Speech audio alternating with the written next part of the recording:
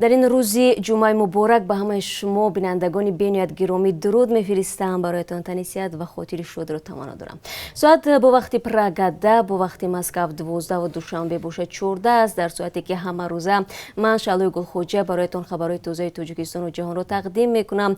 تشکر میگم که پیوسته ما رو تماشا میکنید و خبرهای زیاد دارم برایتان در این ساعت دوستان. و چون همیشه یادتان نرود که از پروازها و قرب عصر نیز یادآور میشوم. اما آغاز میکنم از یک جزئیات دهشتبار در دادگاه ولایت ختلان به بررسی پرونده نزاکت خان تویر و زنی که در ناحیه کوشانیان 4 فرزندش را بوقی کرده کشت شروع نموده است.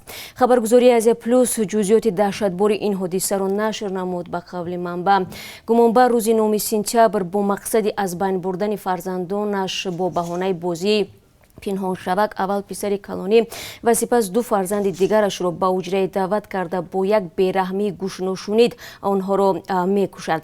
سپس فرزند خردیش را در گهواره نفسگیر میکند و بعدا جسدش را با دیگر فرزندانش یک جای میگذارد. بعد این به خاطر خودکشی کردن نزاکت خان تویر و 10 دانه حب دیمیدرول خورده سندهای خانوادگیش را آتش میزند. بنا به سبب استعمال دیمیدرول او از هوش میرود اما علنگه آتش خاموش میشود. بعدا تویر و به هوش آمده به شعبه وزارت کارهای داخلی در شهر بختر میرود و به جنایت صادر کردهش اقرار میشود. بعد اون که متخصصان بیمارخانه روحی نویه رودکی و از این نزاکت خان تویر و را از نظر روانی سلامت ارزیابی کردند نسبت او پرونده باز شد. خود گمانبر بعد قرائت عیبنامه در دادگاه با جنایت صادر کردهش اقرار شده است و مرافع دادگاهی ادامه دارد. مرکزهای زمین جنبی بین المللی دیروز یک باره 2 زمین جنبی را در نزدیکی مرز تاجیکستان و افغانستان به قید گرفتند. زمین جنبی یکم نصف روزی و دومی بیگاه به عمل آمده است. لرزش زمین در مرکز آن از 4.5 تا 4.6 بال از روی جدول ریختر بوده است. کمیته حالتهای فوق‌العاده تاجیکستان تا این لحظه ها درباره خسارات مالی و یا تلفات جانی بر اثر این زمین جنبی ها خبر نداده است. در عرفه سال نو میلادی قهوه‌خانه ها و طربخانه ها در تاجیکستان بستن نمی شوند ولی اجازت برگزاری شب نشینی های عمومی را نخواهند داشت. تشکیل شب نشینی های سال نوی و دیگر چهاربینی های عمومی با قرار استاد جمهوری مبارزه با کرونا ویروس در تاجیکستان اجازت نیست. پیشتر از این اعلان شده بود که بنابر کرونا ویروس تجلیل سال نو در تاجیکستان منع شده. ارچه اساسی نیز در میدان مرکزی نصب نمی شود.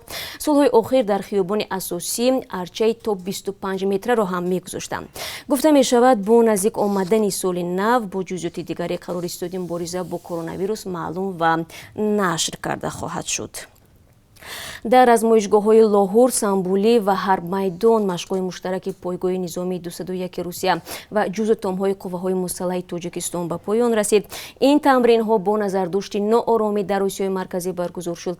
در جریان تمرین نظامیان روس و تاجیک محو تروریست‌های شرطی را در شرایط کوهستان نشان دادند.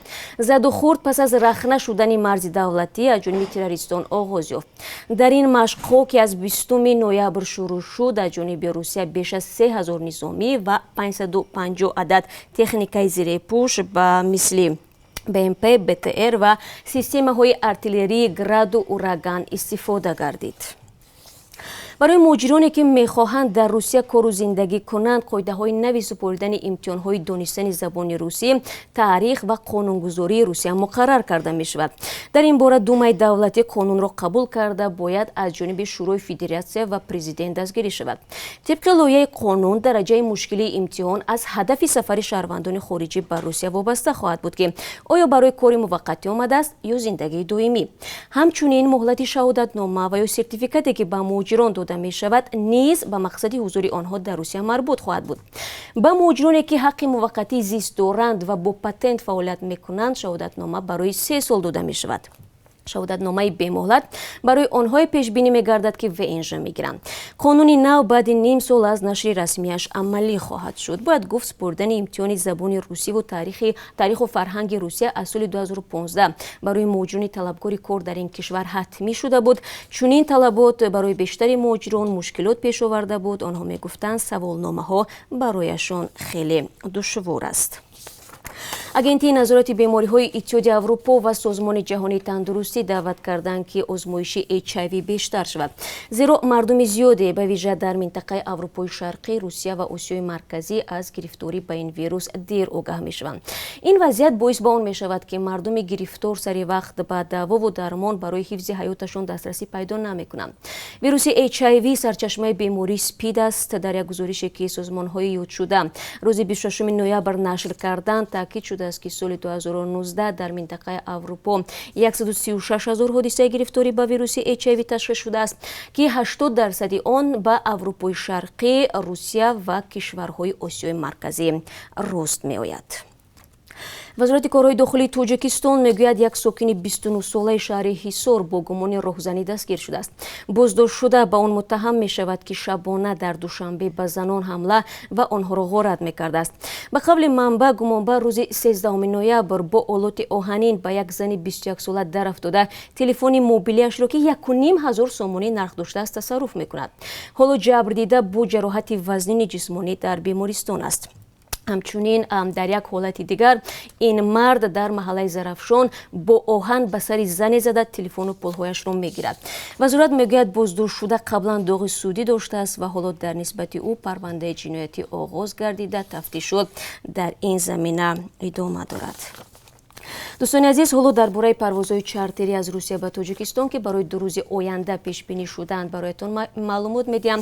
тибқи ҷадвали ҳамоҳангшуда байни мақомоти тоҷику рус, рӯзҳои шанбе ва якшанбе тавассути ширкати Somon Air да парвози ғайринақшавӣ барои интиқоли мусофирон амалӣ мегардад. ба ҳамин тартиб рӯзи 28 ноябр 3 парвоз аз Москав ва 1 парвоз аз Қазон ба Душанбе сурат мегирад. рӯзи 29 ноябр бошад якбора 6 парвоз таҳризӣ шудааст. чун маъмул 3 парвоз аз Москав ва пойтахти Тоҷикистон аст ва 1 парвози дигар аз шаҳрҳои Красноярск, Уфа ва Екатеринбург роҳандозӣ мегардад.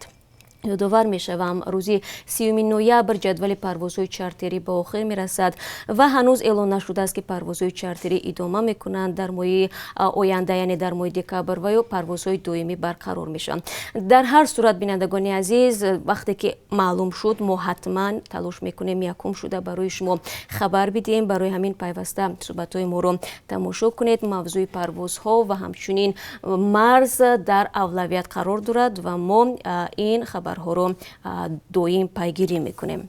ҳамчунин ногуфта намонад ки вазорати корҳои хориҷӣ дар бораи парвози 2 ҳавопаймои чартерӣ ба Қазоқистон ва Беларус хабар медиҳад. рӯзи 28 ноябр парвоз ба Қазоқистон ҳаст ки Somon Air тариқи хатсари Душанбе Алмато Душанбе ва рӯзи 29 ноябр бошад дар масири Душанбе Минск Душанбе парвозро амалӣ мекунад. ин парвозҳо барои бозгардонидани шаҳрвандони Тоҷикистон таҳризӣ шуданд. русия 2 узви ҳаракати дар Тоҷикистон мамнӯи гурӯҳи 24-ро бархилофи дастури манъи ихроҷи онҳо аз ҷониби додгоҳи Аврупоии ҳуқуқи башар ба Тоҷикистон супурдааст. дар ин бора дирӯз нашрияи Коммерсант хабар дод. манбаъ менависад ки Фахриддини 45 сола ва Низомиддини 41 сола дар вилояти Ленинград муҳоҷири корӣ буданд. ҳардуи онҳоро 22 сентябр барои нақзи қоидаи будубош дар Русия боздошт ва 5000 рубли русӣ ҷарима кардаву аз кишвар ихроҷ намуданд. вакили мудофиаи онҳо мегӯяд ба тахмини наздикон яке аз онҳоро дар боздоштгоҳи Душанбе ва дуввумиро дар боздоштгоҳи Хучанд нигоҳ медоранд. аз кӯҳи болои деҳае дар ноҳияи Айнӣ аз баландии тақрибан 250 метр сангпора афтодааст. бино ба иттилои Кумитаи ҳолатҳои фавқулода ин ҳодиса нисфи рӯзи 25 ноябр дар деҳаи Шурмашк ба амал омад. дар натиҷа хона яке аз сокинон зарар мебинад. бинобар он ки манзили зиёндида дар ҷои хатарнок ҷойгир будааст, ин оиларо ба макони бехатар кӯчонданд. дар робита ба ин ҳодиса комиссия санад ва маълумотнома тартиб дода ва барои чораҷӯӣ ба мақомоти ноҳияи Айнӣ пешниҳод кардааст.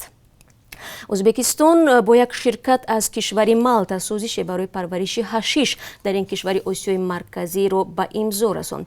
ба навиштаи хабаргузориҳои Ӯзбекистон, ширкати Мелабис дар масоҳати 3000 гектари ноҳияи Сардобаи вилояти Сирдарё ҳашиш парвариш хоҳад кард ки бо ҳадафҳои табиӣ истифода хоҳад шуд. дар Ӯзбекистон истеъмоли маводи нашъовар манъ мебошад. хабаргузориҳои маҳаллӣ таъкид мекунанд ки сармоягузории ин барнома ба $33 млн баробар буда, ҳамзамон زمان با پرورش حشیش لابراتوری‌های کارکردی آن را در بر می‌گیرد. محصولات نهایی باید به خارج ازبکستان صادر شود. تخمین می‌رود که این لایحه کمش 100 ساکن ناحیه سردوبه را با جای کار تامین خواهد کرد. و یک صاحبکار در کوهستان مسجو با خرج حدود 1 میلیون سومانی مکتب صدمه‌ای را از نو تعمیر و مشکلی از تحصیل دور ماندن خوانندگان دههای ده‌حفظ و دهسو را حل کرده است. مکتب مذکور برای 110 خواننده پیش بینی گردیده است. روز 24 نوامبر به استفاده داده شد. این صاحبکار همچنین وعده داده است که برای ساکنان این دو دهه جماعت لنگر بر فراز دهه دریای زرافشان یک پل ماشین‌گذر می‌سازد. همین طور یک صاحبکار دیگر در جنوب تاجیکستان با مبلغ 400,000 سومانی مرکز معاصر طبی بنیاد کرده است. وزارت تندرستی میگوید مرکز به ساکنان 3 دهه دوردست ناحیه مومن آباد خدمت کرده 12 نفر از پزشکان محلی را با جای کار تامین کرد. و بینندگان عزیز، اکنون بنابر درخواست شما برایتان درباره قرب اسعار خارجی معلومات میدیم که از سوی بانک ملی تاجیکستان تعیین می شود. امروز قرب روبل روسی در کشور مثل دیروز است، یعنی 1000 روبل روسی بر عوض 148 سومانی و 70 درم دادو گرفت می شود. ارزش $1 آمریکایی باشد 11 سومانی و 30 درم است. دوستان عزیز، این چند خبری تازه بود که تا این ساعت به دست آوردم و خواستم برای شما بگویم. خبرها و گزارش‌های جالب و مهم روز از منطقه‌های گوناگون تاجیکستان البته در دست ما هست که در برنامه خبری منظورتون می‌گردونیم. 3 ساعت پس فراموش نکنید در پخش مستقیم همه شما رو منتظرم. باری دیگر روز جمعه سعید مبارکتون عزیزان. خود را احتیاط کنید، روزی با برار داشته باشید و تا ملاقات نوبتی.